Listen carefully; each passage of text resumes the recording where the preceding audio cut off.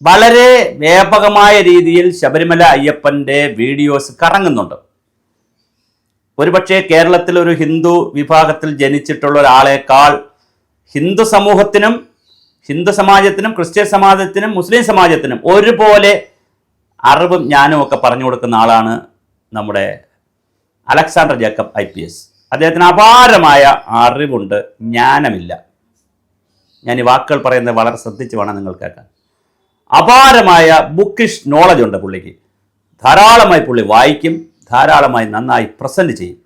IAS അക്കാഡമിയിൽ അടക്കം പോയി പുള്ളി ക്ലാസ് എടുക്കുന്ന ആളാണ്. പുള്ളിക്ക് നല്ല മോട്ടിവേറ്ററാണ്, മിടുമിടുക്കനാണ്. പുള്ളിയുടെ ചില വിവാദ പ്രസ്താവനകൾ കുഴഞ്ഞിട്ടുമുണ്ട്. ഈ പരീക്ഷയ്ക്ക് പിള്ളേർ എഴുതുന്നതിന് അവരെ ഈ ബുദ്ധി വർദ്ധിക്കാൻ ചില സാധനങ്ങളൊക്കെ ചെയ്യണമെന്ന് പറഞ്ഞാൽ വളരെ വിവാദമായിട്ടുണ്ട്. എന്നിട്ടും പുള്ളിക്ക് വലിയ ആഡിയൻസാണുള്ളത്. എല്ലാ പ്രധാനപ്പെട്ട ഹിന്ദു ക്ഷേത്രങ്ങളിലും പുള്ളിയെ വിളിച്ച് പ്രഭാഷണം നടത്താറുണ്ട്. അവിടെയെല്ലാം പുള്ളി വളരെ വലിയ രീതിയിലാണ് ഒരു സഞ്ചരിക്കുന്ന എൻസൈക്ലോപീഡിയയാണ്. അതിനൊരു വന്ദനം, അതിനൊരു ബിഗ് സല്യൂട്ട്. ഞാൻ ഒരു പ്രാവശ്യം അങ്ങോട് നേരിട്ട് ഫോണിൽ സംസാരിച്ചിട്ടുണ്ട്. അങ്ങേക്കൊരു ബിഗ് സല്യൂട്ട്. കാരണം അങ്ങ് അറിവിൻ്റെ കാര്യത്തിൽ, ഇൻഫർമേഷൻ്റെ കാര്യത്തിൽ, അത് ഇൻ്റർപ്രറ്റ് ചെയ്യുന്ന കാര്യത്തിൽ അങ്ങ് അഗ്രഗണ്യനാണ്. നിർഭാഗ്യവശാൽ അങ്ങേക്ക് ഇന്ത്യയിലെ ഭാരതത്തിലെ ആത്മീയത മനസ്സിലായിട്ടില്ല. അങ്ങയെ ഞാൻ ആത്മീയത പഠിപ്പിക്കാൻ ആരുമല്ല. ഇന്ത്യയിലെ ആത്മീയ ചിന്തയിൽ വിഗ്രഹാരാധനയെക്കുറിച്ചും അങ്ങ് പഠിച്ചിട്ടില്ല എന്നാണ് ഞാൻ മനസ്സിലാക്കുന്നത്. അങ്ങയുടെ വീഡിയോസ് കേൾക്കുമ്പോൾ ഞാൻ ഇത്രയും കടുപ്പിച്ച് അങ്ങേക്കെതിരെ പറയേണ്ടി വരുന്നത്, എതിരെ എന്നല്ല, അങ്ങയോടുള്ള വിയോജിപ്പ് പറയേണ്ടി വരുന്നത്, അങ്ങ് കഴിഞ്ഞ ദിവസം ഇപ്പം വളരെ വൈറലായിട്ട് ഓടുന്നൊരു വീഡിയോ ആണ്. അതായത് ശബരിമല അയ്യപ്പൻ്റെ കഥ, 4 അയ്യപ്പൻ ഉണ്ടായിരുന്നുവെന്നും അതുപോലെ തന്നെ അതിൽ തേരാളിയായ അയ്യപ്പൻ ഉണ്ടായിരുന്നെന്നും ജോലിക്കാരൻ അയ്യപ്പൻ ഉണ്ടായിരുന്നെന്നും അയ്യപ്പന് കാമുകയുണ്ടായിരുന്നെന്നും അങ്ങനെ അയ്യപ്പൻ്റെ വിവിധ കഥകൾ താങ്കൾ പറയുന്ന ഒരു വീഡിയോ വളരെ പോപ്പുലറായി ഓടുന്നുണ്ട്. അതിൽ താങ്കൾ പറയുന്ന ഒരു പോയിന്റ് എടുത്തിട്ടാണ് എൻ്റെ വാദം. താങ്കൾക്ക് ഈ കാര്യത്തെക്കുറിച്ച്, താങ്കൾക്ക് ഇസ്ലാമിനെക്കുറിച്ച് നന്നായിട്ട് അറിയാം, ഞാൻ അത് തർക്കിക്കുന്നില്ല. താങ്കൾക്ക് ഖുർആനൊക്കെ നന്നായിട്ട് അറിയാം. ചരിത്രത്തിൻ്റെ അവശേഷിപ്പുകളെക്കുറിച്ച് താങ്കൾക്ക് വലിയ അറിവുണ്ട്. പക്ഷേ ആത്മീയത താങ്കൾക്ക് അറിയില്ല. ഞാനിത് പറയാൻ കാരണം, ശബരിമല ക്ഷേത്രത്തിൽ 5000 പേര് വന്ന കാലഘട്ടം മുതൽ 1950-51 തീവയ്പ് നടന്ന 5000 പേര് മാത്രം വരുന്ന കാലഘട്ടം മുതൽ 1,30,00,000 ആളുകൾ ഒരു വർഷത്തിൽ ഒരു സീസണിൽ വരുന്ന കഥ വരെ താങ്കൾ പറഞ്ഞിട്ടുണ്ട്. ഡേറ്റാബേസ് എല്ലാം സമ്മതിച്ചു. അങ്ങനെ താങ്കൾ പറയുമ്പോൾ 1951 അവിടെ 50-ൽ തീവയ്പ് നടന്ന് മാവേലിക്കരയിലെ ഒരു ഇല്ലത്തിൽ, ഞാൻ പേരുകൾ പറയുമ്പോൾ ഭയങ്കര സ്പെസിഫിക് ആയി പോകും, അത് വേണ്ട, ഈശ്വരൻ നമ്പൂതിരി.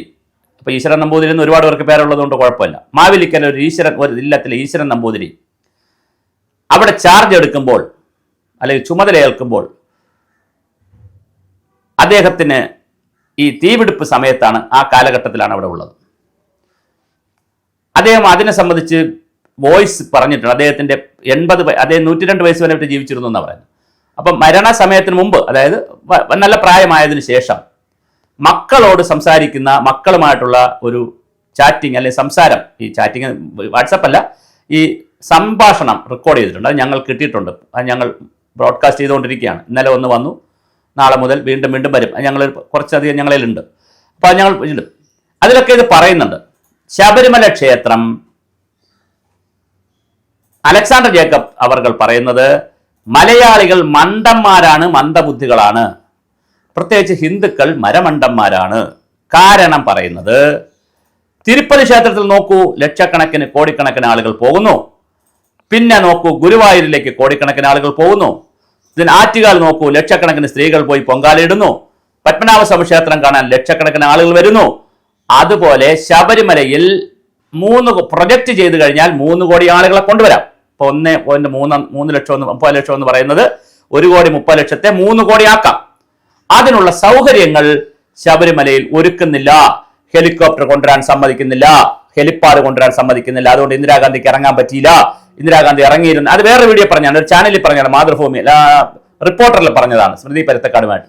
അവിടെ ഹെലിപ്പാഡ് നിർമ്മിച്ചിരുന്നെങ്കിൽ ഇന്ദിരാഗാന്ധി പണ്ട് ഇറങ്ങിയിരുന്നെങ്കിൽ വേറൊരു ശബരിമലയാകുമായിരുന്നു. അത് പോട്ടെ. അവിടെ റോപ്പ് വേ കൊണ്ടുവരാൻ സമ്മതിക്കുന്നില്ല. ജഡായുപ്പാറയിൽ റോപ്പ് വേ ഉണ്ട്. എവിടെ? നമ്മുടെ ചടയമംഗലം രാജീവ് അഞ്ചലിന്റെ ജഡായുപ്പാറയിൽ റോപ്പ് വേ ഉണ്ട്. ചൈനയിൽ, അങ്ങനെ ലോകത്തിലെ മറ്റു ഉദാഹരണങ്ങളെല്ലാം വെച്ച് ശബരിമലയെ പുള്ളി കമ്പയർ ചെയ്ത് കയറി പോവുകയാണ്.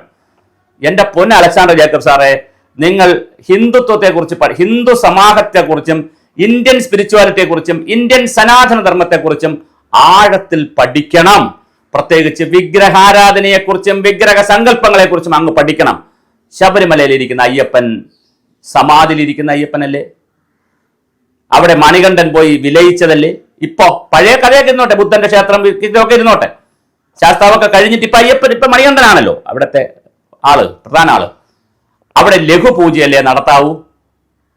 അവിടെ ഉത്സവം നടത്താൻ പാടുണ്ടോ?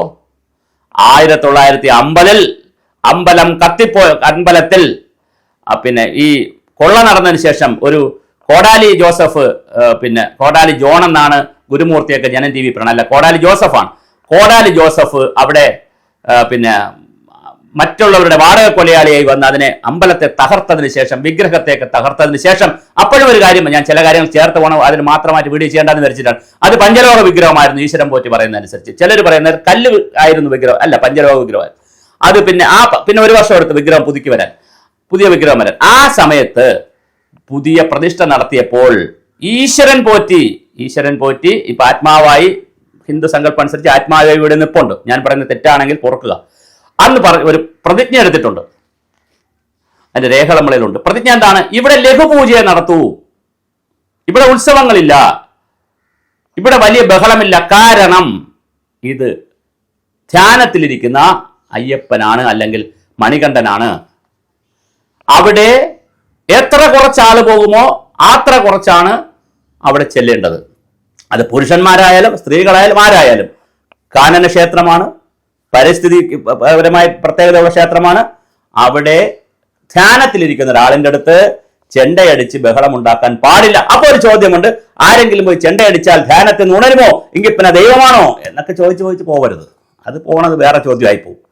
നമ്മൾ ഭൗതികമായി ചിന്തിച്ചാലോ ആത്മീയമായി ചിന്തിച്ചാലോ ദൈവീയമായി ചിന്തിച്ചാലോ മണികണ്ഠൻ അല്ലെങ്കിൽ അയ്യപ്പൻ അല്ലെങ്കിൽ ശാസ്താവ് ആരോ ആയിക്കോട്ടെ ധ്യാനത്തിലിരിക്കുകയാണെങ്കിൽ അതിനെ അവിടെ ഒരു കാര്യം കൂടി ഈശ്വരൻ പറ്റി പറയുന്നുണ്ട്, അല്ലെങ്കിൽ ആ കാലഘട്ടത്തിലെ തന്ത്രിമാർ പറയുന്നുണ്ട്. അയ്യപ്പൻ ഇങ്ങനെ ഇരിക്കുന്ന അല്ലെങ്കിൽ മണികണ്ഠൻ ഇങ്ങനെ ധ്യാനത്തിലിരിക്കുന്ന ആളെന്ന് പറഞ്ഞാൽ മണികണ്ഠന്റെ കഴിവ് കൂട്ടാൻ, അല്ലെങ്കിൽ ആ വിഗ്രഹത്തിന്റെ കഴിവ് കൂട്ടാൻ പൂജകൾ കൂടുതൽ ചെയ്തുകൊണ്ട് കാര്യമില്ല. മറ്റമ്പലങ്ങളിൽ ഹോമം നടത്തും, യാഗം നടത്തും, പൂജ നടത്തും, പിന്നെ ഭാഗവതം നടത്തും, സപ്താഹം നടത്തും, രാമായണം നടത്തും. എന്തിന്? ശക്തി കൂട്ടാൻ, വിഗ്രഹത്തിന്റെയും അവിടുത്തെ മൂർത്തിയുടെ ശക്തി കൂട്ടാൻ. ശബരിമലയിൽ അത് ചെയ്യേണ്ട കാര്യമില്ല. ശക്തി കുറയ്ക്കാൻ പറ്റുമോ? അല്ല, ഇതൊന്നും ചെയ്തില്ല, ശക്തി അങ്ങ് കുറഞ്ഞു പോകും? ഇല്ല. മണികണ്ഠനേക്കാൾ വലിയൊരു മഹർഷി അല്ലെങ്കിൽ അയ്യപ്പനേക്കാൾ വലിയൊരു മഹർഷി ജന്മമെടുത്താൽ മാത്രമേ, അത് എപ്പോ വരും നമുക്കറിയില്ലല്ലോ, ജന്മമെടുത്താൽ മാത്രമേ ഈ ധ്യാനത്തിലിരിക്കുന്ന അയ്യപ്പന്റെ മണികണ്ഠന്റെ ശക്തി കുറയ്ക്കാൻ കഴിയുള്ളൂ. ഇതൊക്കെ പഠിക്കാതെ അലക്സാണ്ടർ ജേക്കബ് സാറിനെ പോലുള്ള ആളുകൾ വന്നിരുന്ന് ഇങ്ങനെ ലക്ഷക്കണക്കിന് ഹിന്ദുക്കളെ തെറ്റിദ്ധരിപ്പിക്കുന്നത്. സാറിന് അവസരം തരണം. ഞാൻ സാറിൻ്റെ കൂടെ ഡിബേറ്റ് ചെയ്യാൻ ആരുമല്ല കേട്ടോ, ഞാൻ ശിശുവാണ്, വിദ്യാർത്ഥിയാണ്. പക്ഷെ നമുക്കൊന്ന് സംസാരിക്കണം. സാർ അവസരം തന്നാൽ ഇന്ത്യൻ വിഗ്രഹ സങ്കല്പമനുസരിച്ച്, മൂർത്തി സമ്പ്രദായം അനുസരിച്ച് ശബരിമലയിലിരിക്കുന്ന അയ്യപ്പൻ ആരാണ്? ഏത് സ്റ്റേജിലുള്ള അയ്യപ്പനാണ്? നൈഷ്ഠിക ബ്രഹ്മചാരിയാണോ? ധ്യാനത്തിലാണോ ഇരിക്കുന്നത്? എന്തുകൊണ്ട് അവിടെ ആൾക്കൂട്ടം പാടില്ല? എന്തുകൊണ്ട് അയ്യപ്പൻ കഞ്ഞി വെച്ചു? അന്ന് കാശില്ലാഞ്ഞിട്ടാണോ? കാശുള്ളവരും അയ്യപ്പൻ കഞ്ഞിയല്ലേ വെക്കുള്ളൂ, സദ്യ കൊടുക്കുന്നില്ലല്ലോ. എന്തുകൊണ്ട് കറുത്ത വസ്ത്രം ധരിക്കണം? എന്തുകൊണ്ട് പിന്നെ മാലയിടണം? എന്തുകൊണ്ട് തേങ്ങ അടിക്കണം? എന്തുകൊണ്ട് 100 കാര്യങ്ങൾ ചെയ്യണം ശബരിമല പോകണമെങ്കിൽ. എന്തിന്? ഇത് കൃത്യമായി ഹിന്ദു സമൂഹം ചർച്ച ചെയ്യണം. അതുകൊണ്ട് അലക്സാണ്ടർ ജേക്കബ് സാറെ, നമുക്ക് റീച്ച് കിട്ടാൻ വേണ്ടി ചാനൽ വഴി നമുക്ക് പലതും പറയാം, ആളുകൾ കേൾക്കും, വലിയ ആവേശത്തിൽ കൈയടിക്കും. പക്ഷേ ദയവായി ഇന്ത്യൻ ആത്മീയത അങ്ങ് കുറച്ചുകൂടി പഠിക്കണമെന്ന് ഞാൻ പറയുന്നില്ല, കാരണം അങ്ങ് ഒരുപാട് കാര്യങ്ങൾ പഠിച്ച ആളാണ്. പക്ഷേ കുറച്ചുകൂടി വിലയിരുത്തുമ്പോൾ ഒരു പാകത, ഒരു പക്വത വേണം പ്രിയപ്പെട്ട അലക്സാണ്ടർ ജേക്കബ് സാറെ.